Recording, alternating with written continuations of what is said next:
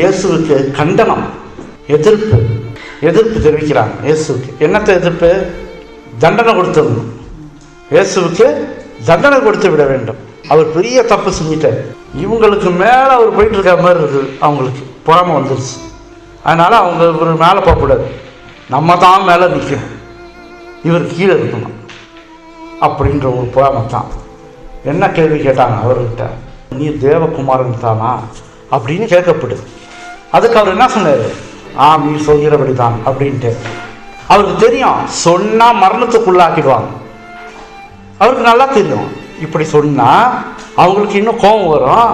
ஆனால் அவர் சொல்ல வேண்டியது சூழ்நிலை வந்துருச்சு. அந்த சூழ்நிலைன்னு சொல்கிறத விட அவர் சொல்ல வேண்டிய கடமை, அவர் கடமை. எப்படி? பிரசங்கி 3:7 இவ்வளோ நேரம் அமைதியாக இருந்தார், பேசாமல் இருந்தார். நான் அவ்வளோ கேட்குறேன், பேசாமல் இருக்கான்னு சொல்கிறான் பிலாத்து. இல்லை, அமைதியாக தான் நின்றுருக்கார். சில கேள்விக்கெல்லாம் பதிலே சொல்லல, அவர் பாட்டுக்கு அமைதியாக நின்றுருந்தார். அதனால தான் அவனுக்கு குழப்பமாக இருந்துச்சு. ஏன்னா இவர் மேலே இவ்வளோ தாக்கி, இவ்வளோ குற்றச்சாட்டி இப்படிலாம் இருக்குது, ஒரு பாட்டுக்கு அமைதியாக நிற்கிறாரு, எதிர்த்து போராட மாட்டுறாரு. தான் அப்படி கிடையாதுன்னா சொல்லவே மாட்டுறாரு. நம்ம மனுஷனாக இருந்தால் நம்மளை கோர்ட்டில் போய் நிற்க வைக்கும்போது நம்ம மேலே ஒரு தகாத குற்றப்படுத்தி விட்டு எதாவது செய்தாங்கன்னா, நம்ம செய்யாத தவறெல்லாம் செய்தாங்கன்னா நமக்கு எப்படி இருக்கும்? கோர்ட்டில் நம்ம பேசாமல் அப்படியே நின்றுருப்போமா? சொல்லுங்கள். மனிதர்களாக நம்ம நின்றுருப்போமா? நம்ம வாதாடுவோம் பயங்கரமாக. ஆனால் இங்கே இயேசு அமைதியாக நின்றுட்டார். இந்த அமைதியை பார்த்துட்டு அவனுக்கு கத்தி கலங்க ஆரம்பிச்சிருச்சு பிலாத்துக்கு. என்ன அவர் பேசாமல் இருக்கார்? அப்போ இவர்கிட்ட ஒரு குற்றமும் நான் காணலையே, பேசாமல் இருக்கார், அமைதியாக இருக்கார். ஆனால் பிரசங்கி 3:7 என்ன சொல்லுது? இந்த வசனத்தை நல்லா தெரிஞ்சு வச்சுக்கணும்.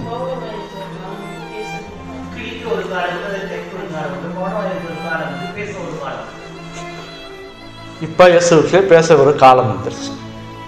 மௌனமாக இருந்தார், மௌனமாக இருந்த காலம் ஒன்று இருந்துச்சு, நேரம் வந்துச்சு. இப்போ பேச ஒரு காலம் வந்துருச்சு. இவ்வளவு நேரம் அவர் மௌனமாக இருந்தார். ஆனால் இயேசு இந்த காரியத்தை குறித்து முன்னாடியே பேசியிருக்கார்.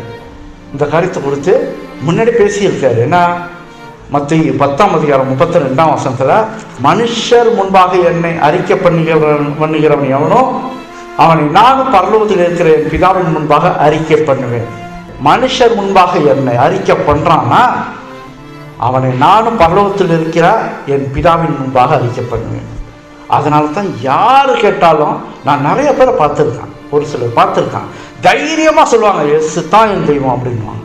இவர் என்ன எதிர்பார்க்குறாருன்னா, கடவுள் என் மனுஷருக்கு முன்பாக என்னை அறிக்கை பண்ணு, அப்படி அறிக்கை பண்ணினா நான் உனக்காக அறிக்கை பண்ணுவேன். யாருக்கு முன்னாடி?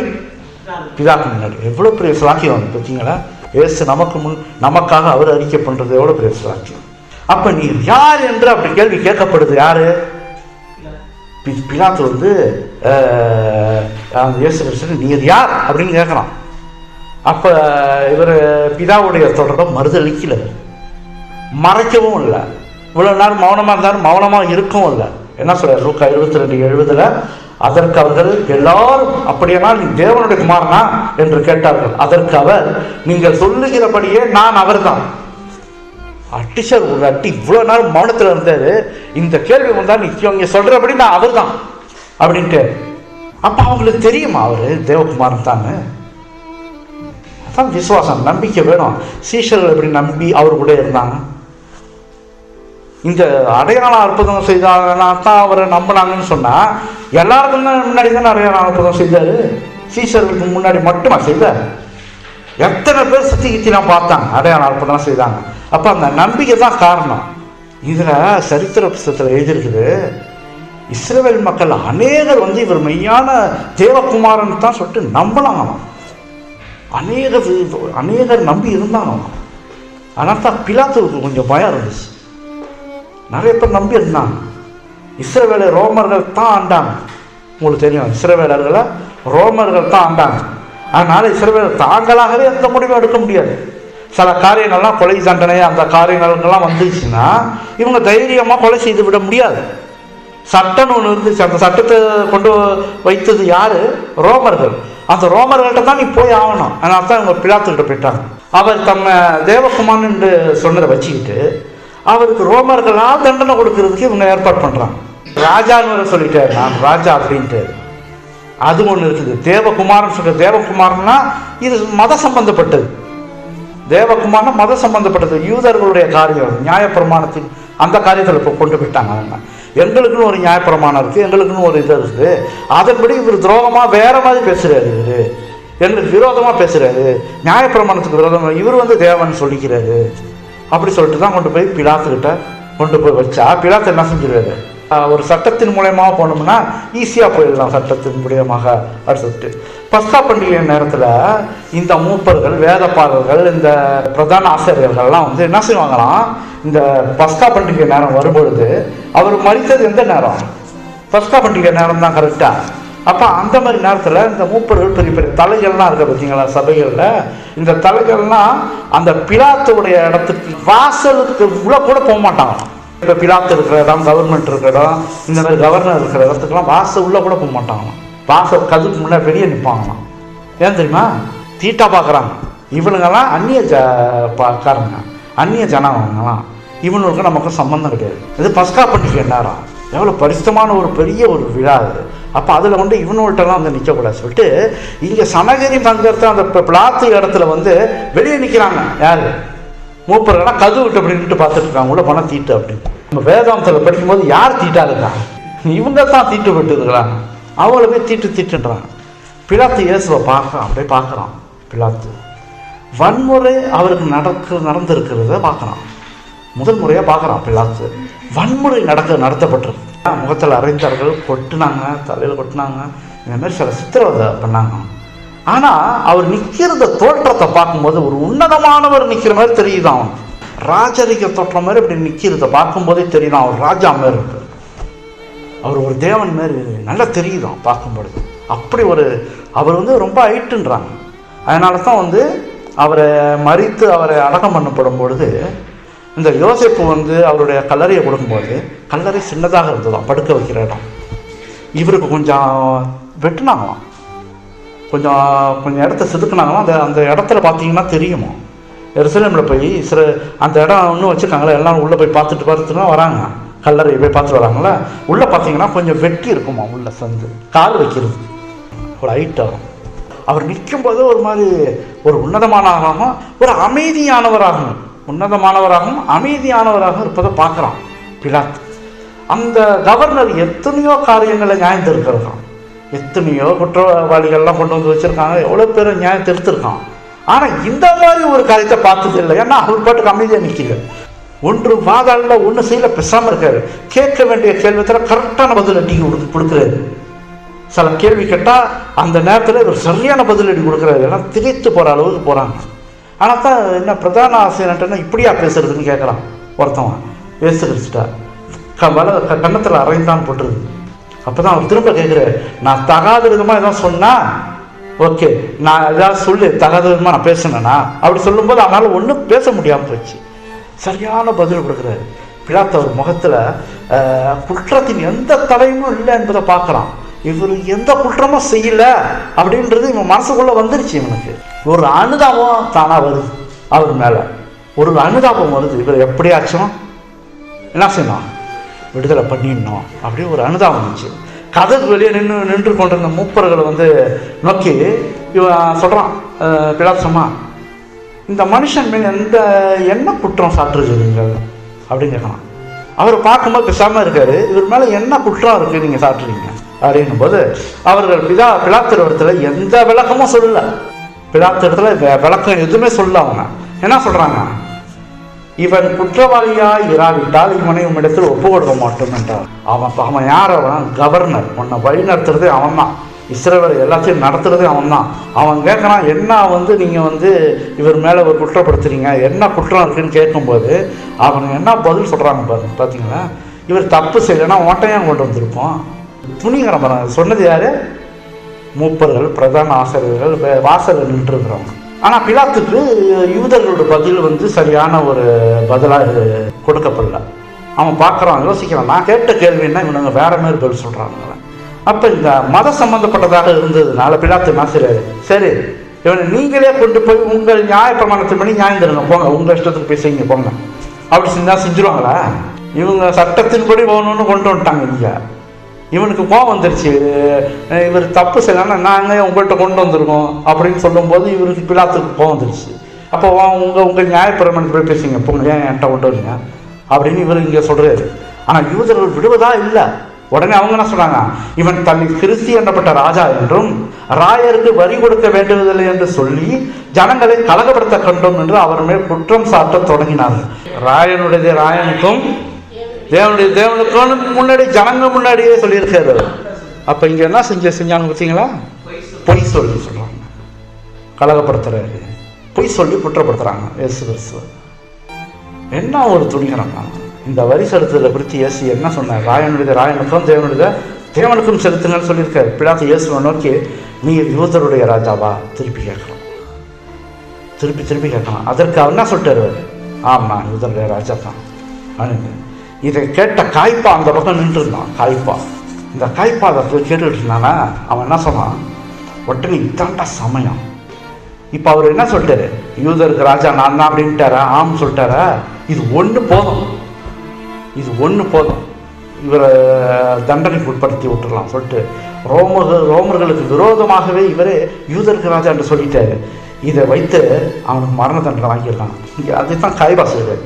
கவனமாக கவனிச்சுட்டே இருக்காரு. இவர் என்ன, அவர் என்ன மாதிரி பேசுகிறாருன்றலாம் பார்க்கல, என்ன பேச்சில் எது வரும் பார்ப்போம், பிடிச்சிடும், குற்றம் கண்டுபிடிச்சோம். யூதருக்கு ராஜா, ஆமாம் நான் தான் யூதருக்கு ராஜானோன்னா, இங்கே ராஜா யார்? அந்த இடத்துல ராஜா யார் சொல்லுங்க பார்ப்போம்.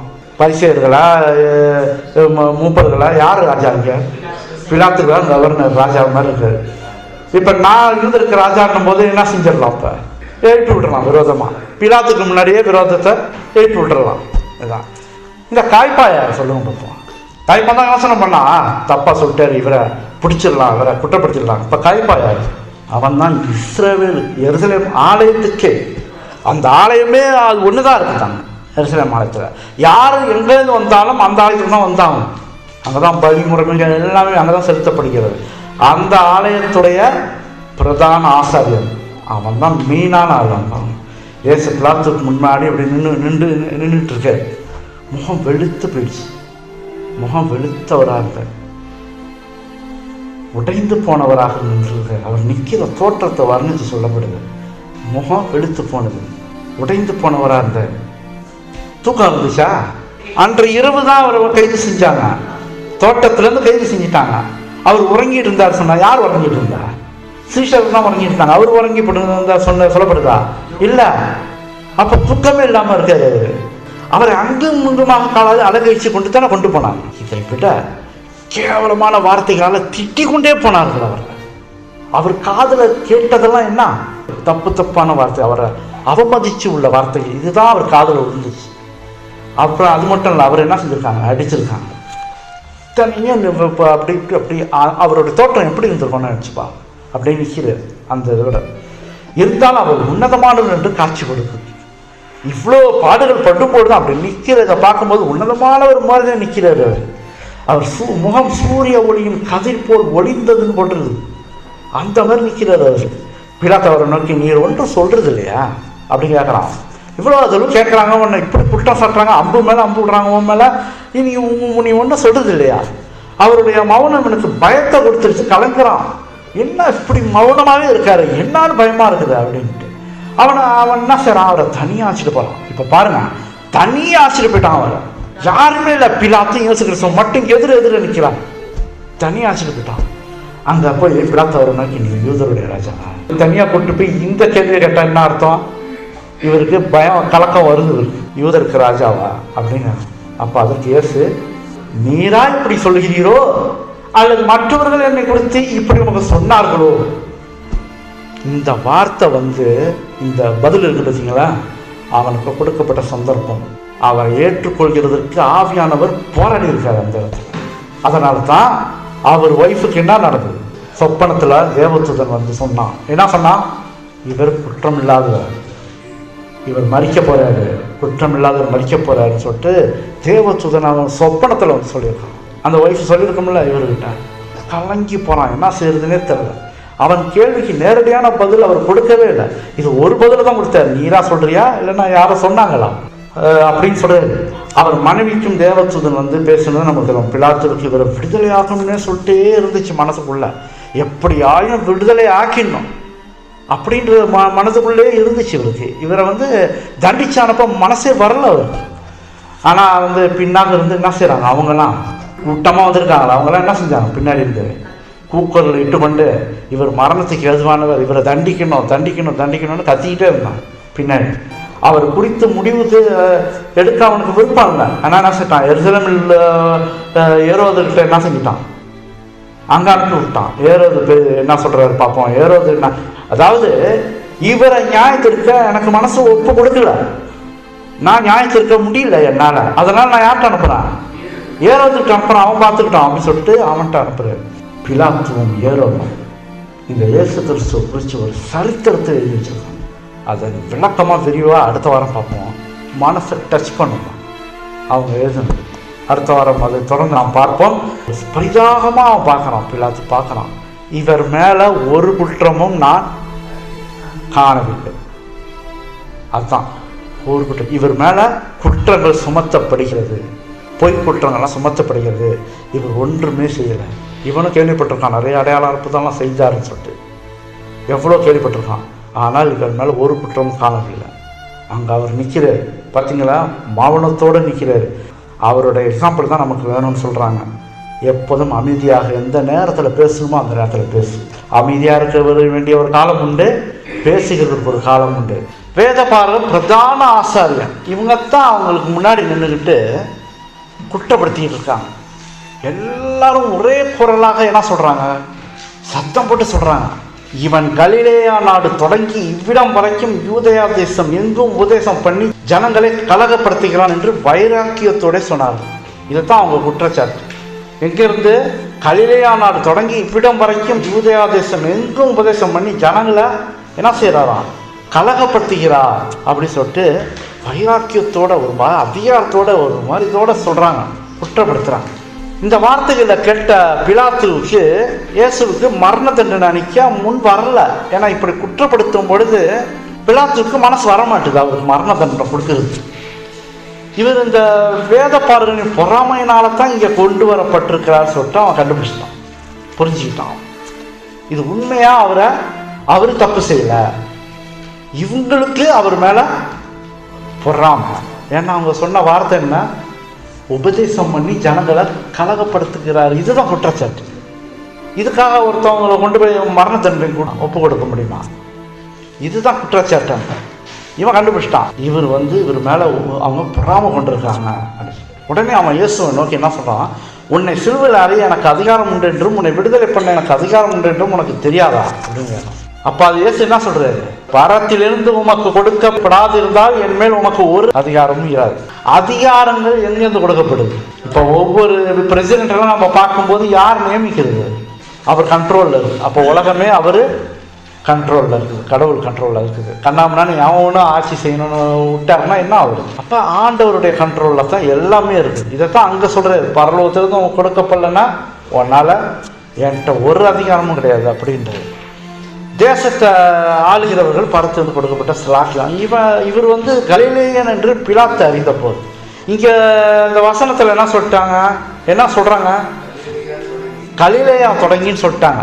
அப்போ பிலாத்துக்கு என்ன ஆயிடுச்சு, இவர் கலிலேயாவா அப்படின்னோன்னா என்ன ஆயிட்டு, யார் அந்த ஏரியாவில் ஆட்சி செய்கிறான், ஏரோது ராஜா செய்கிறார். அப்போ நைஸாக என்ன செஞ்சிடலாம், நம்ம தீர்மானம் எடுக்க வேணாம், என்ன செஞ்சிருவோம், நைஸாக அவர்கிட்ட ஒப்படைச்சிருவோம், அவர்கிட்ட அனுப்பிடுவோம், அவர் பார்த்துக்கிட்டோம் அப்படி சொல்லிட்டு ஏரோது ராஜாக்கிட்ட அனுப்புறாரு. அது அவனுடைய எல்லையாக இருந்தது. பிலாத்து ஏரோதிடம் அவரை அனுப்புனதுனாலே என்ன ஆயிட்டாங்களா, ரெண்டு பேரும் சமாதானமாயிட்டாங்களாம். ரெண்டு பேருக்கும் சண்டை இருந்துச்சு. இவர் அனுப்பினோன்னா அங்கே என்னை மதித்து அனுப்புகிறாரு, என்னை போய் பெரிய ஆளாக மதிச்சு அனுப்புகிறாங்க அப்படி சொல்லிட்டு என்ன செஞ்சுட்டாங்க, ரெண்டு பேரும் சமாதானமாயிட்டாங்க. உடனே இருவரும் என்ன போட்டிருக்கு கரெக்டாக, இருவரும் நண்பர்கள் ஆனார்கள். ரெண்டு பேரும் நண்பர்கள் ஆயிட்டாங்க, க்ளோஸ் ஃப்ரெண்ட் ஆயிட்டாங்க. ஏரோது இயேசுவை என்றுமே பார்த்ததில்லை, கேள்விப்பட்டிருக்கான். ஏரோது இயேசுவை பற்றி கேள்விப்பட்டிருக்கான், ஆனால் நேருக்கு நேராக பார்த்ததில்லை. என்ன கேள்விப்பட்டு என்ன ஆசையாக இருக்கான் ஏரோது இயேசுவை குறித்து, அவர் அடையாளம் அற்புதமாக செய்கிறாரு, அற்புதங்கள்லாம் செஞ்சிருக்காரு. இதை நான் பார்க்கணும், நேருக்கு நேராக பார்க்கணுன்னு அவருக்கு ஒரு ஆசை இருந்திருக்கு. ஆனால் இன்னைக்கு குற்றவாளியாக கொண்டு வந்து நிறுத்துறாங்க அவருக்கு முன்னாடி, அவனுக்கு முன்னாடி, ஹேரோது முன்னாடி. அப்போ இவனுக்கு என்ன மனசில் வந்ததுன்னா, ஹேரோது சரி இந்த குற்றப்படுத்திக்கிட்டு இருக்காங்க இந்த ஜனங்க, இந்த ஜனங்களுக்கு முன்பாக இவர் வந்து அடையாள அற்புதம் செய்ய வைப்போம். அப்படி செய்தா இவங்க பாய அடைச்சலாம், அதே நேரத்தில் இவங்களை விடுதலை பண்ணிடணும் இவரை. இப்படின்னு ஒரு திட்டம் போட்டான் அவன் மனசுக்குள்ள, அவன் போட்டான். ஹேரோதுக்கு முன்னாக கொண்டு வரப்பட்டு அப்படி நிற்கிறேன். அவரை சுற்றி ஒரே கூட்டம். எந்த கூட்டம்? எந்த கூட்டம் நிற்கிது அவரை சுற்றி? அவரை தாக்கி அவரை அவமானப்படுத்தி அவரை குற்றப்படுத்தி நிற்கிற கூட்டம் அங்கேயே நிற்கிது, வந்து நின்றுடுச்சு. பல வகையாக குற்றம் சுமத்துறாங்களாம், என்னென்னமோ குற்றப்படுத்திட்டு இருக்காங்க. எதுக்கு? எப்படியும் அவரை தீர்த்து கட்டி குற்றவாளியா, பெரிய குற்றவாளியா ஆக்கி ஹேரோது மூலியமாகவே தண்டனையை வழங்கி இவரை தீர்த்து கட்டிடணும். இதுதான் இவங்களுடைய பெரிய மாஸ்டர் பிளான். இதுதான். பின்னாடி யார் ஏவி விட்டுட்டு இருக்கா? அவங்கள சாத்தான் ஏவி விட்டுட்டு இருக்கான். சாத்தான் கண்ணாம்னா அப்படி இப்படியும் எதையோ ஒன்று செய்து அவரை வந்து என்ன செய்திடணும், முடித்திடணும் அவருடைய கதை அப்படின்னு சொல்லிட்டு அவன் செய்துட்டு இருக்கான். அவன் வந்து ஹேரோது வந்து அவருடைய முகத்தை பார்க்குறான். முதலாக பார்க்குறான் அவர் முகத்தை. அவர் முகம் வெளுத்து இருந்தது. ஏன் வெளுத்து இருந்தது? இரவுலேருந்து அவர் என்ன செய்யறார்? சாப்பிடல. துன்பப்பட்டிருக்காரு கெத்செமனே தோட்டத்தில், இரத்த வேர்வையாக வந்தது. அப்போ மன ரீதியாக என்ன ஒரு கஷ்டப்பட்டிருக்காரு பாருங்க. எவ்வளோ கஷ்டத்தோடு வந்து நிற்கிறார் அவர். துக்க முகமாக காணப்பட்டார். அவரை பார்க்கும்போது எப்படி இருக்குதான், முகம் வெளுத்து காணப்பட்டது. அதுக்கப்புறம் துக்கத்தோடு இருக்காராம், அப்படி கவலை மாதிரி அப்படியே நிற்கிறாராம், அந்த முகத்தோடு நிற்கிறாராம். அதிக துயரம் அடைந்தவராக காணப்படுறாரு. ஏன்? முதலாக ஹேரோது அப்படி பார்க்குறான் அவரை. துக்க முகம் வெளுத்து போயிட்டு துயரம் அடைந்தவராக காணப்படுறாரு. ஏன்? அவர் தான் சிருஷ்டிகர். இந்த உலகத்தையும் அண்ட சராசரங்களையும் மனுஷனையும் எல்லாவற்றையும் படைத்தவர் அவர் தான். அந்த மனிதனுக்காக தான் இந்த உலகத்தை படைச்சிருக்காரு. மனுஷன் ஆளணும் அப்படின்னு சொல்லிட்டு தான் அவனுக்காக தான் படைச்சார். எப்படி படைச்சாரா? தம் சாயலாக, தம் ரூபத்தின்படியே. அவருடைய இது அப்படியே இருக்குது மனுஷனுக்கு. நம்ம இன்னைக்கு ஒரு மனுஷனை பார்த்து எப்படி திட்டுறோம்? இஞ்சப்பாரு, அதப்பாரு, இதப்பாரு, அப்போ டைரக்டாக யாரை திட்டுறோம்? ரூபத்தின்படியே படைத்தார். ஆகவே உலகத்தில் உள்ள எல்லா மனிதர்களுக்கும் அவர் தான் யாரு? தகப்பன். அவர் தான் தகப்பன், ரட்சகர், மீட்பர், சகோதரர். யார் சகோதரர்கள் என்கிறீர்கள்? இவர்களே என் சகோதரர்கள் என்று. நான் தேவன் மட்டும் அல்ல, தகப்பன் மட்டுமல்ல, சகோதரரும் நான் கூட பிறந்த மாதிரி. நான் அந்த லிங்கை காட்டுறேன், தொடர்பு காட்டுறேன். நான் எப்பேற்பட்ட ஒரு தொடர்புல மனிதர்களோடு இருக்கேன் அப்படின்றது. படைக்கப்பட்ட மனிதனே அவரை மரணத்துக்கு ஒப்பு கொடுக்குறாங்க. எப்படி இருக்கும் அந்த இயேசு கிறிஸ்து? படைக்கப்பட்ட மனிதன் இவனுக்காக உலகத்தை படைச்சான். எல்லா கஷ்டங்களும் எல்லா காரியங்களும் அற்புதமாக அடையாளமாக எல்லா காரியங்களும் அவன் நல்ல சுகமாக வாழணும்னு படைச்சான். இன்னைக்கு எங்க நிறுத்தி வச்சிருக்கான்? என்ன ஒரு குற்றவாளியா நிற்க வச்சு என்ன மரணத்துக்கு ஒப்பு கொடுக்க என்ன வந்து எப்படி பண்றான்? அப்படி சொல்லும்போது அவருக்கு எப்படி இருக்கும்? முகம் வெளுத்து போனவராக, அவர் துயரம் அடைந்தவராக, கவலை அடைந்தவராக மனுஷன் அப்படி செய்கிறாங்க. தகாத வார்த்தைகளால் அவரை வந்து குற்றப்படுத்துறாங்க. தகாத வார்த்தைகள், கெட்ட வார்த்தைகள் எதோ சொல்றாங்க. எப்படி இருக்கும் அவர் செவிகளில் விழும்போது? அவருக்கு நான் அதுக்கு பாத்திரவானா? அதுக்கு பாத்திரவானா? ஒரு பாவம் செய்ய அந்த பிலாத்துவுக்கும் தெரியல, இவர்கிட்ட ஒண்ணுமே குற்றம் கண்டுபிடிக்க முடியலையேன்றான்.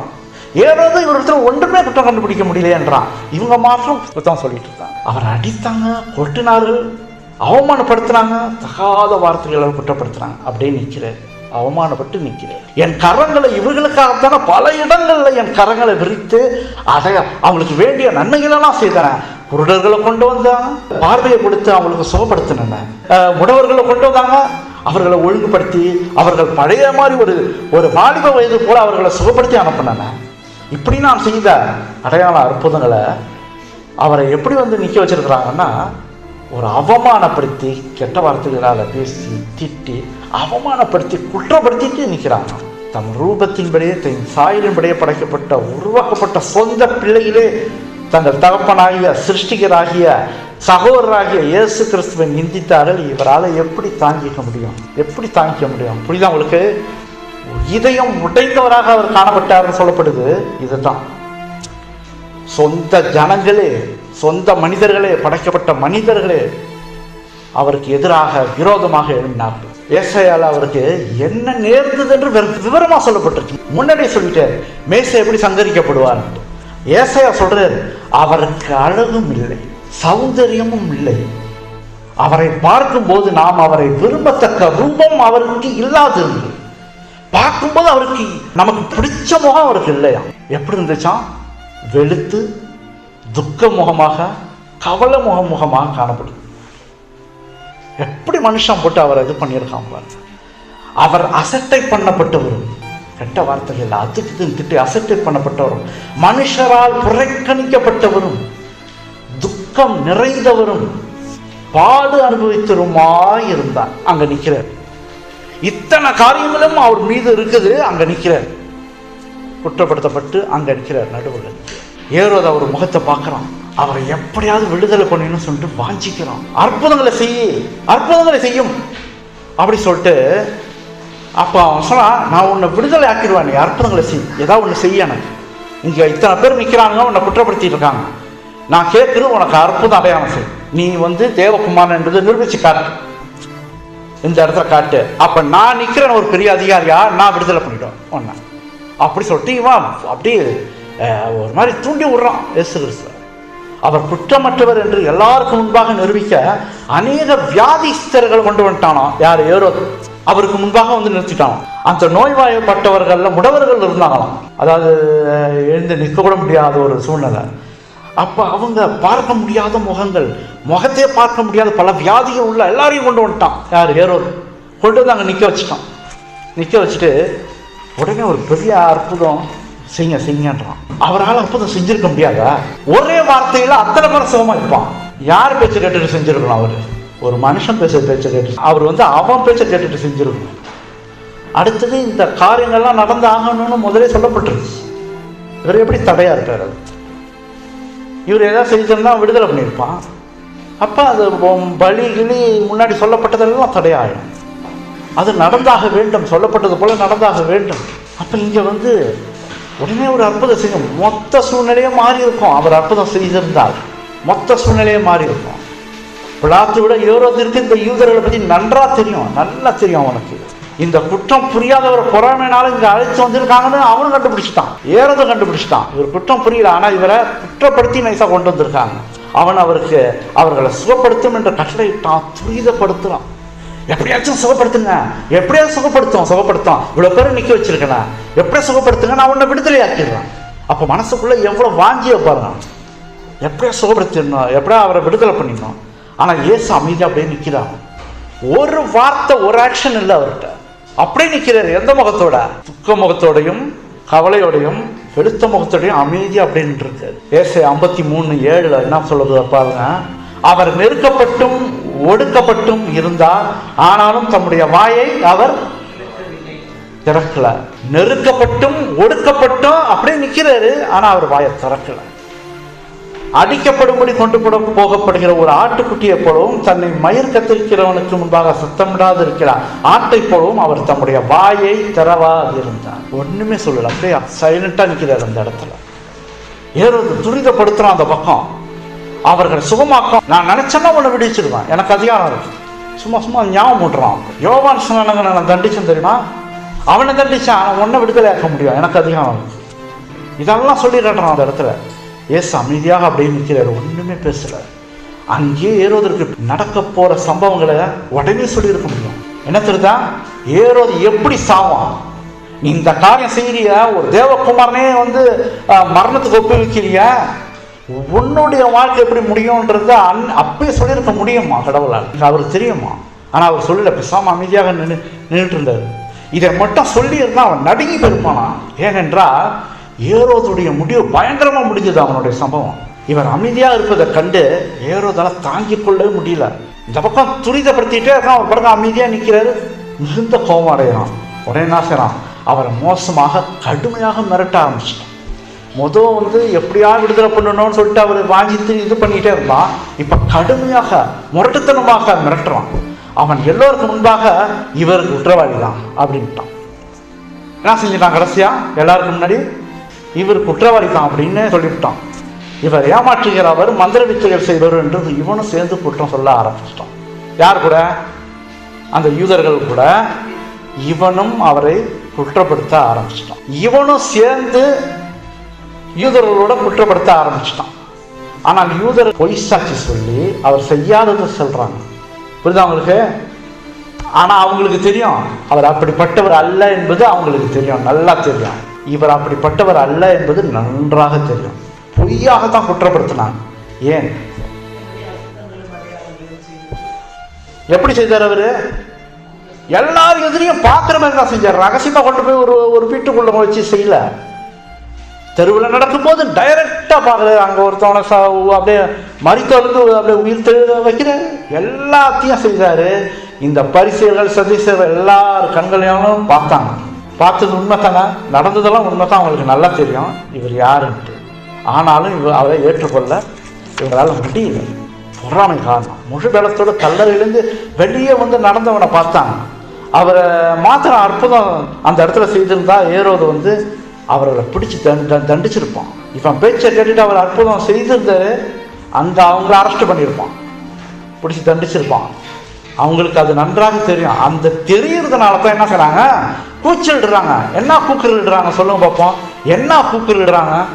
இவன் அடையாள அற்புதம் செய்யறான். எதனாலயா? எந்த சக்தினால அடையாள அற்புதம் செய்யறாராம்? பேர் என்ன? பெயர் செபூல் அப்படின்ற ஒரு பிசாசின் தலைவனாலே இவன் அற்புதம் செய்யறான் அப்படின்னு சொல்லிட்டு குற்றப்படுத்துறாங்க அவரை திரும்பியும். ஏன்னா இவர்கிட்ட இருந்து அற்புதம் வரல, யார்கிட்ட இருந்து வருதான்? அவர் செய்யறதுலாம் பிசாசுகிட்ட இருந்து வருது. அதை வச்சுட்டு இவர் செய்யறாரு அப்படின்னு. இந்த பெயல்செபூல்ன்ற ஒரு வார்த்தை வந்து பழைய ஏற்பாட்டில் வருது தெரியுமா? 2 ராஜாக்கள் 1ஆம் அதிகாரம் 2ஆம் வசனத்துல, இந்த வியாதி நீங்கி பிழைப்பேனா என்று எக்ரோனின் தேவனாகிய பாகால் சேபுவிடத்தில். பாகால் சேபு தான் பெயல்செபு. இப்ப யாருடைய தேவனா? எக்ரோனின் தேவன் தான் பெயல்செபு. இவன் பெயல்செபூலை கொண்டிருக்கிறான். பிசாசின் தலைவனாலே பிசாசுகளை துரத்துகிறான். இந்த குற்றப்படுத்துறாங்க. அந்த கூட்டங்களை சிலர் இவர் தேவகுமார் என்றும் ராஜான்னு அப்படி சொன்னான் அப்படி சொல்லிட்டு ஏரோதுக்கு முன்னாடி சொல்றாங்க. அதை கேட்டு ஏரோது என்ன சொல்றாரு? யாரு? இவர் ராஜா. உடனே அவருக்கு இதாயிடுச்சு. ஏன்னா அந்த நேரத்தில் இவங்க சொல்லிட்டாங்க இவர் தன்னை ராஜான்னு சொன்னாரு, தன்னை தேவகுமார்னு சொன்னாரு அப்படின்னு. ஏரோதுக்கு ஒரு மாதிரி ஆயிடுச்சு. ஏன்னா இவர் ராஜாவா? அப்ப என்ன செய்யுங்க? உடனே ஒரு கிரீடமோ ராஜ வஸ்திரத்தையும் கொண்டு வாங்க. யார்? ஏரோது சொல்றாரு, போய் கொண்டு வாங்க அப்படின்னோன்னா அவர் பக்கமா எப்படி திரும்பி பார்க்குறான். அவர் பேச விரும்பல. இறக்கம் காட்டாத ரோம போர் சேவர் இடத்துல விடுங்க. அப்ப இவர் பேசுறாரா பார்ப்போம். ரோம போர் சேவர் எப்படி இருப்பாங்க? அப்ப முரட்டுத்தனமான மனிதர்கள். அவங்க இடத்துல ஒப்படைக்கப்பட்டா உங்களை சின்ன பணமா ஆக்கிடுவான். கைதிகள்லாம் ரொம்ப கஷ்டப்படுத்துவாங்க. அப்ப இவர் என்ன செய்யறாரு? அவர்கிட்ட விடுவோம். அப்ப அவர் பேசுவாரா என்னன்னு பார்ப்போம் அப்படின்னோன்னா அப்பதான் அவர்கள் என்ன செய்வாங்களாம்? எண்ணத்தை கொண்டு வந்து தலையில் வச்சாங்க. அவர்கிட்ட முள்முடிய பின்னி தலையில் வச்சாங்க. என்ன அடையாளமாகும்? ராஜான்னு சொன்னிய, ராஜாக்கு அடையாளம் என்ன? கிரீடம். இப்போ உனக்கு முள்முடியை வைக்கிறோம் பாரு சொல்லிட்டு முள்முடிய தலையில் வச்சான். ஒரு பழைய ராஜ வஸ்திரமா, இவங்க போடுற வஸ்திரமா, ரோம ராஜ வஸ்திரமா. அந்த ஒரு பழைய ராஜ வஸ்திரத்தை ஒரு சிகப்பு கலரை கொண்டு வந்து அவருக்கு உடுத்துறாங்க. உடுத்திட்டு வேதப்பாளர்கள் இந்த ஏரோது எல்லாம் சேர்ந்தே பரியாசம் பண்றாங்க. அவர் ஒரு சதுரமான சுவரில் அப்படியே ஒரு புளோக் மாதிரி அங்கே நிற்க வச்சிட்டாங்க. மேலே எல்லாரும் பார்க்குற மாதிரி நிற்க வச்சிட்டாங்க. சிங்காசனம் என்று அழைக்கப்பட்டுச்சான் அந்த பிளாக்கை. அந்த இடத்துல நீ தான் ராஜா வச்ச, சிங்காசனத்துக்கு மேலே நிற்க வச்சிருவோம் அப்படின்னு நிற்க வச்சிட்டாங்க. நிற்க வச்சுட்டு அவர் கையில் ஒரு குச்சியை கொடுத்தாங்க. என்ன அவன் குச்சிக்கு என்ன அடையாளம்? செங்கோல். புரியுதா அவங்களுக்கு? கிரீடத்துக்கு முள் கிரீடத்தை கொடுத்துட்டாங்க. பழைய பிஞ்சு போன வஸ்திரத்தை உடுத்திட்டாங்க. அதுக்கப்புறம் ஒரு கையில் ஒரு குச்சை கொடுத்துட்டாங்க. பலவிதமாக பரியாசம் பண்ணாங்களாம். அவரை நடுவில் நிற்க வச்சு ஏற்கனவே துக்கத்தோடையும் கவலையோட நிற்கிறார். இந்த மேலே ஒரு கல்லு மேலே நிற்க வச்சு அவரை இன்னும் வந்து அசிங்கப்படுத்தும் போது இன்னும் எப்படி இருந்திருப்போம் யோசிச்சு பாருங்க. எவ்வளோ துன்பப்பட்டார், எவ்வளோ மனசார எவ்வளோ கஷ்டப்பட்டாருன்னு பாருங்க. சாதாரண ஒரு மனதோட இதயத்தோட அவர் சாகவில்லை. இப்போ அவர் அடித்தார்கள், கொட்டினார்கள், அது ஒரு பக்கம் இருக்குது. ஆனால் அவரை அவமானப்படுத்தாங்க பாருங்க. அவர் யாரு? உண்மையா அவர் யார்? பரலோகத்தில் அவர் எப்படி இருப்பார்? நம்ம பார்க்கும்போது தான் பரலோகத்தில் அவர் எப்படி இருப்பார்? தேவன் சிங்காசனத்துக்கு முன்னாடி நிற்கிறார். அவர் அவ்வளோ தேவத்தெல்லாம் முழங்கால் படிக்கிட்டு வணங்குறாங்கன்னு போட்டிருக்கு. எல்லாரும் அவருக்கு முன்பாக தொழுது கொள்கிறார்கள் போட்டிருக்கு. அவர் இங்கே என்ன செய்கிறாங்க? இந்த உலகத்தில் நிற்க வச்சு நிந்தித்து அவரை போட்டு அசிங்கமான வார்த்தையாக பேசி அவரை சொல்ல கொடுத்தான்.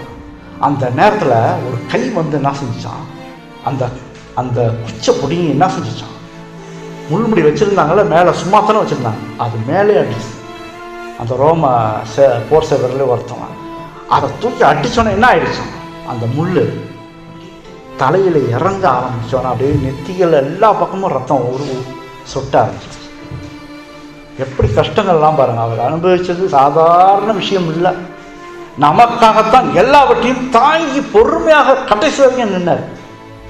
ஒரு நிமிஷத்தில் ஒரு வார்த்தை சொல்லியிருந்தாருன்னா பல லேகம் தேவதூதர்கள் அனுப்பியிருப்பார். பிதா ஒரு வார்த்தை சொல்லியிருந்தா, ஆண்டவரே பிதாவே சொல்லியிருந்தாருன்னா அங்கே வந்து மொத்தத்தையும் கூட்டத்தையும் அழிச்சிருப்பான்.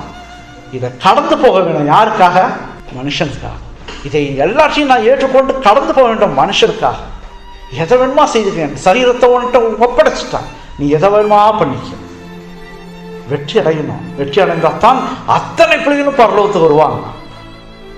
அந்த ஒரு காரணம் தான். ஏசாயா 53ஆவது இடத்துல என்னென்ன சொல்லப்படுது பாருங்க, நம்முடைய மீறுதல்களின் நிமித்தம் அவர் காயப்பட்டு நம்முடைய அக்கிரங்களின் நிமித்தம் அவர் நொறுக்கப்பட்டார். அவர் அசட்டு பண்ணப்பட்டவரும் மனுஷனால் புறக்கணிக்கப்பட்டவரும் துக்கம் நிறைந்தவரும் பாடு அனுபவித்தவருமாய் இருந்தார். அவர் நம்முடைய பாடுகளை ஏற்றுக்கொண்டு நம்முடைய துக்கங்களை சுமந்தார். இப்போ புரியுதா உங்களுக்கு? நம்ம வந்து தொடர்ச்சியாக இந்த விஷயத்தை பார்த்துக்கிட்டே வரோம். சனஜரின் சங்கத்தில் குற்றப்பத்ததுலேருந்து கவனிச்சுட்டு வரும்போது அவருக்கு என்ன தேவைப்பட்டது? அவர் எப்படி இருந்தார்? பொறுமையோட பாடுகளை சகித்தார். நாமும் பரலோகத்துக்கு போகணும்னு ஒரு ஆசை இருந்தால் பல பாடுகள் நம்மளுக்கு வரதான் செய்யும், பல துன்பங்கள் நமக்கு வரதான் செய்யும். எல்லாவற்றையும் இந்த இயேசு கிறிஸ்துவ நினைச்சு பாருங்க. சனஜரின் சங்கத்திலிருந்து அந்த மேடை வரைக்கும் என்ன இருந்தது? அவருக்கு பொறுமையோட சகிச்சிட்டாரு. அதனால நம்ம எல்லாரும் பரலோகத்துக்கு போக வாசலை திறந்துட்டார். இதுதான் அவர் செய்த பெரிய தியாகங்கள். தியாகம். அப்பா தலையில் என்ன இருக்கு? முற்கிடம் அப்படித்தான் வச்சிருக்கிறாங்க. அதை ஒன்றும் குத்துல அப்படி மேலே வச்சுட்டு ராஜா மாதிரி வச்சிருக்கிறாங்க. ஆனால் அதில் என்ன செஞ்சுட்டான் அவன்? ஓங்கி அந்த முற்கிடத்தில் அடிக்கும் போது அந்த முள்ளெல்லாம் என்ன செஞ்சிச்சு? அந்த நெத்தியில் இறங்குச்சு. இறங்கின கையோட லேசாக ஒரு ஒரு முள் எடுத்து குத்தி பார்த்தீங்கனாலே லேசாக ரத்தம் வந்துடும். அப்போ அந்த முற்றிடம் முழுக்க முள்ளாக இருக்கும்போது குத்தும் போது எப்படி இருக்கும்? அது அவர் முகத்தில் அப்படியே ரத்தமாக வழியுது. இந்த பாடுகளை அவருக்கு கொடுத்தா அவர் பதிலுக்கு ஏதாவது செஞ்சிடுவார். அவர் அற்புதம் செஞ்சு அந்த இடத்தை விட்டு போயிடுவார்.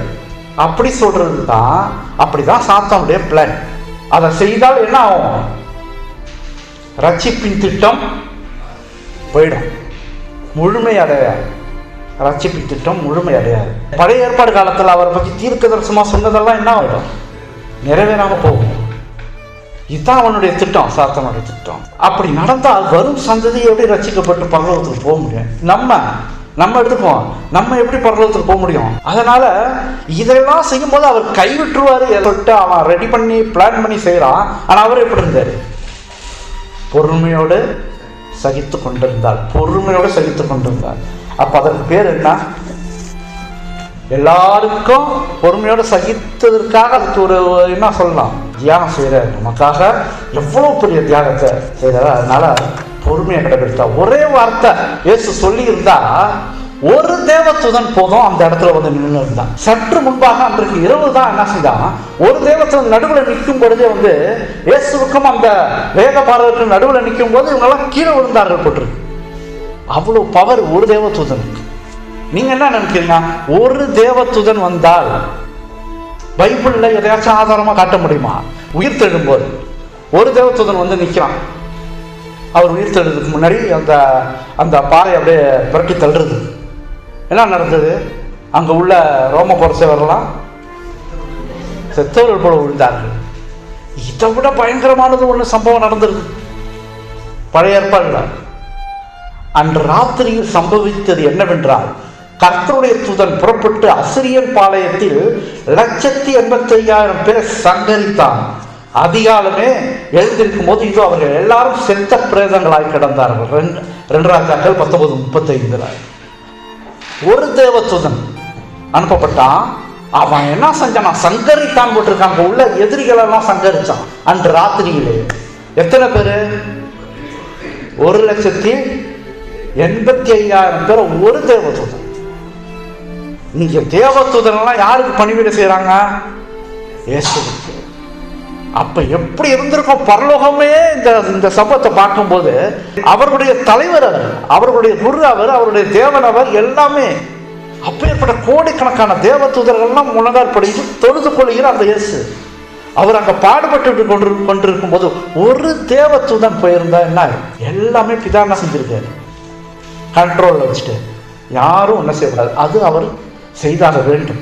மனிதர்களுக்காக, எல்லா மனுஷனுக்காகவும் அதை அவர் ஏற்றுக்கொண்டாக வேண்டும். அதை கடந்து செல்ல வேண்டும்.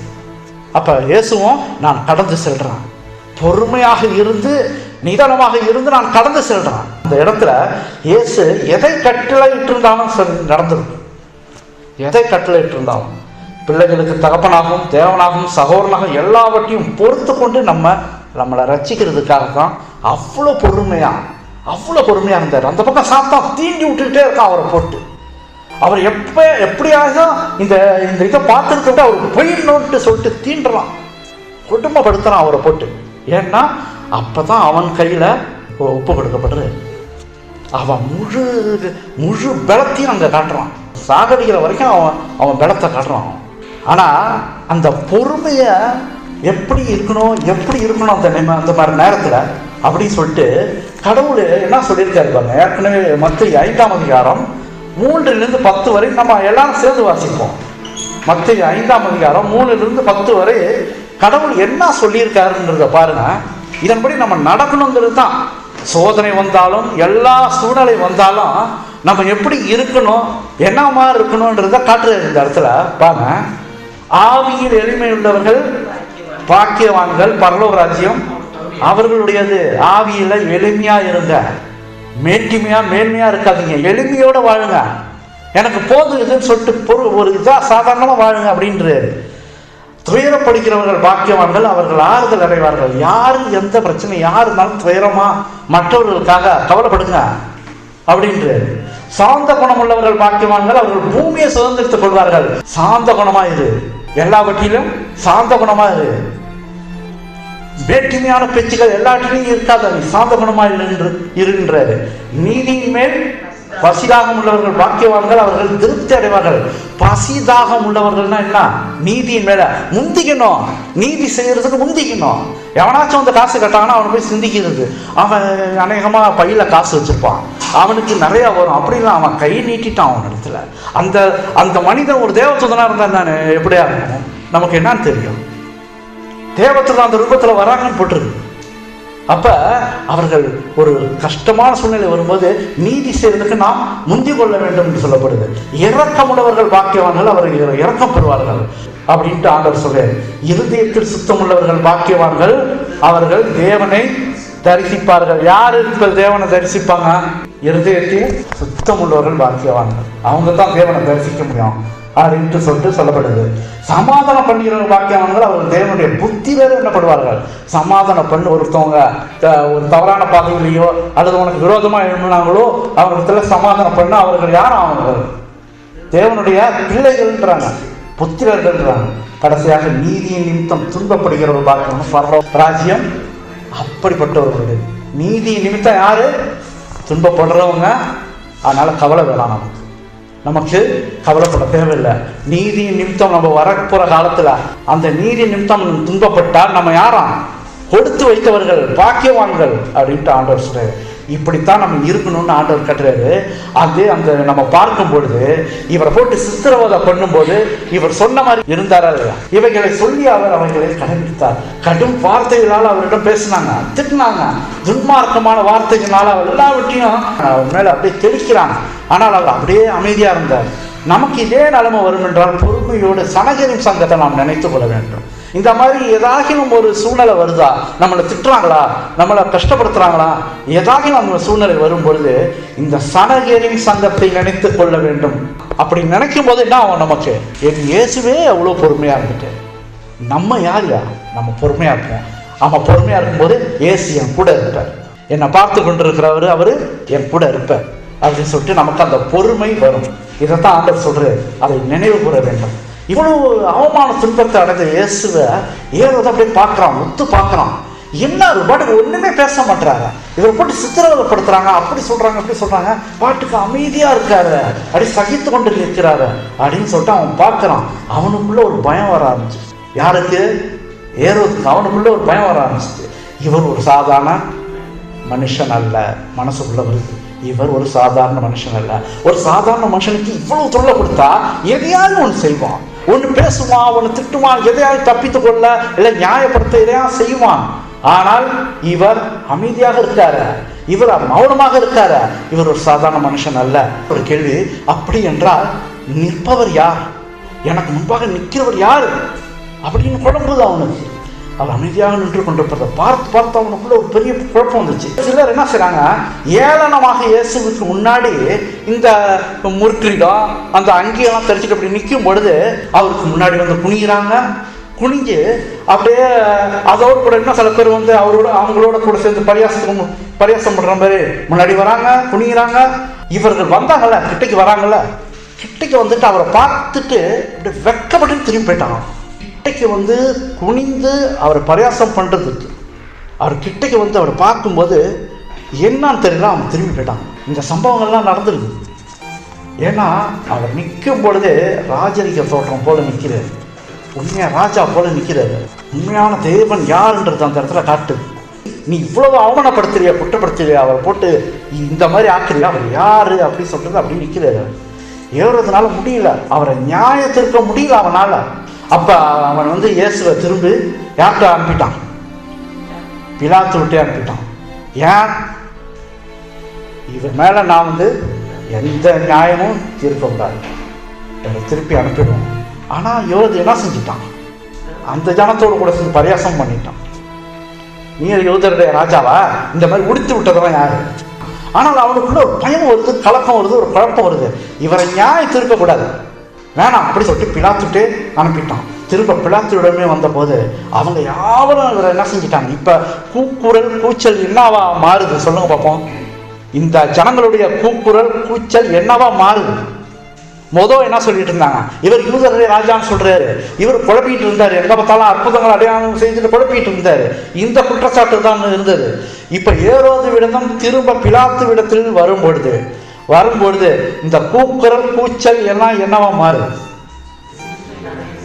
இவனை சிலுவையில் மாறிடுச்சு. அப்ப என்ன அர்த்தம்? அவரை முடிச்சிருங்க, அவரை கொலை செய்திருங்க, முடிஞ்சிருச்சு அப்படின்றான்.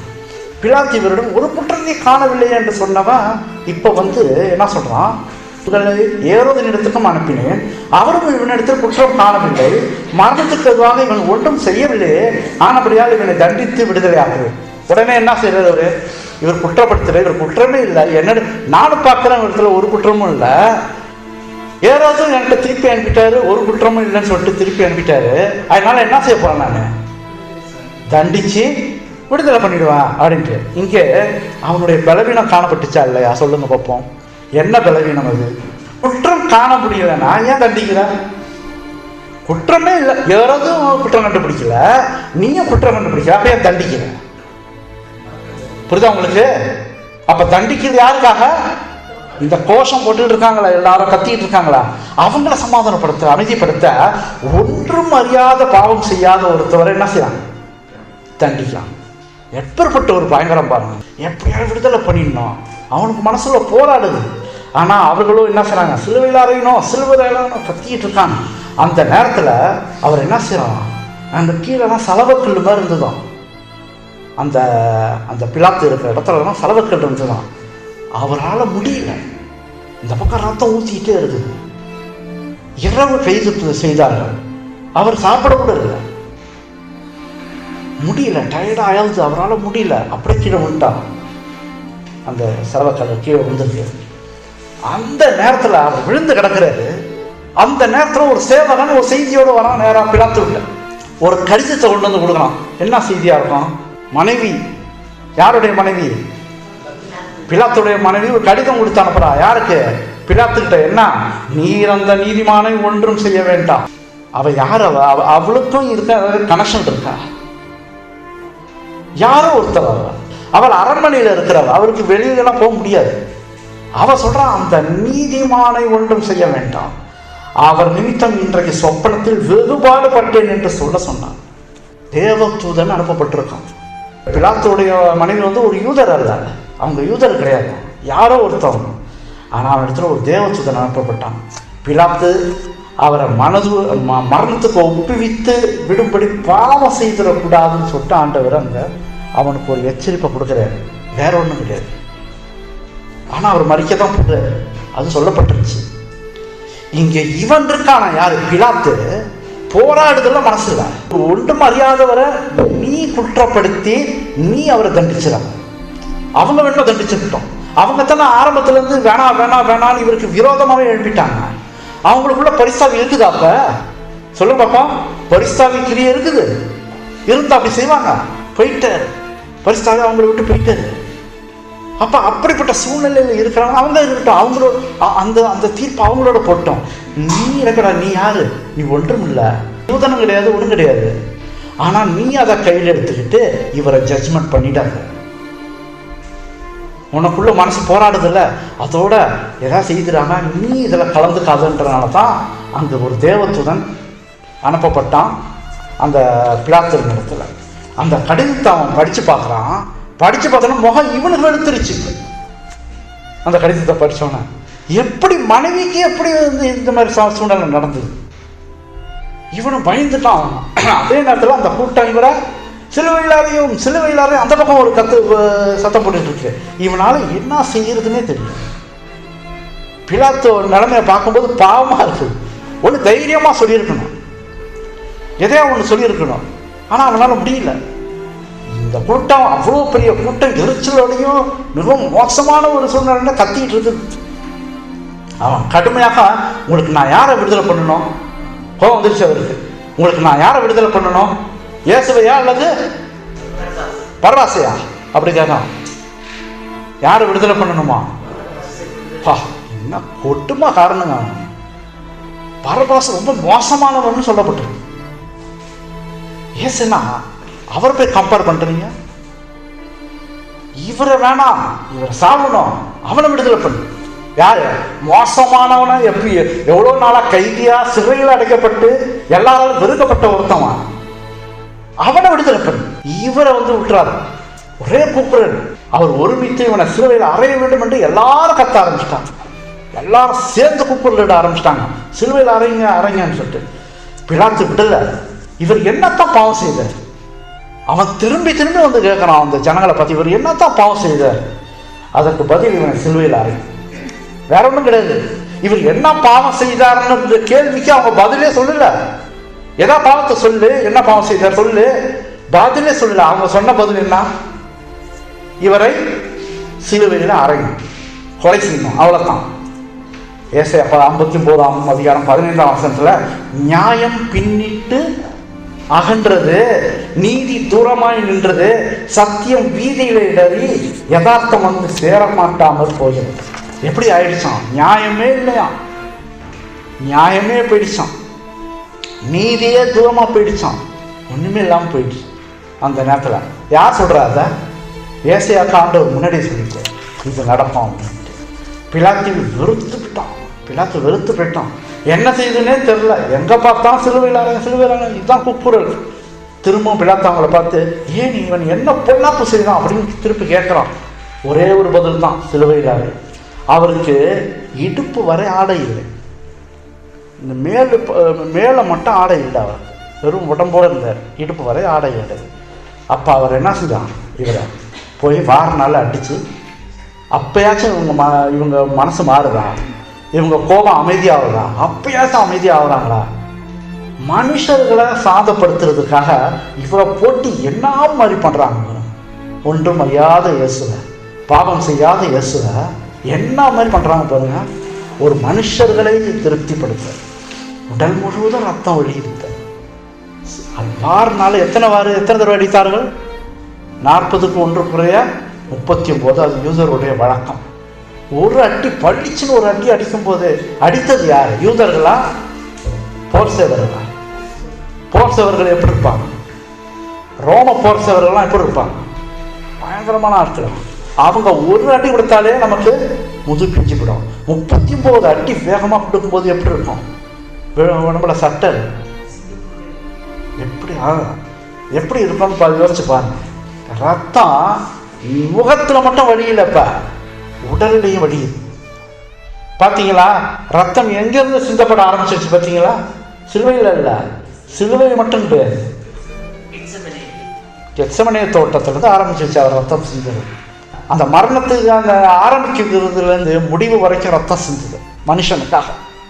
ரோடு அந்த தோட்டத்தில் ரத்தம் சிந்தப்படுது, அவரை அடிக்க இடத்துல ரத்தம் சிந்தப்படுது, சிலுவைக்கு வரைக்கும் கொண்டு போகிற வரைக்கும் ரத்தம் சிந்தப்படுது.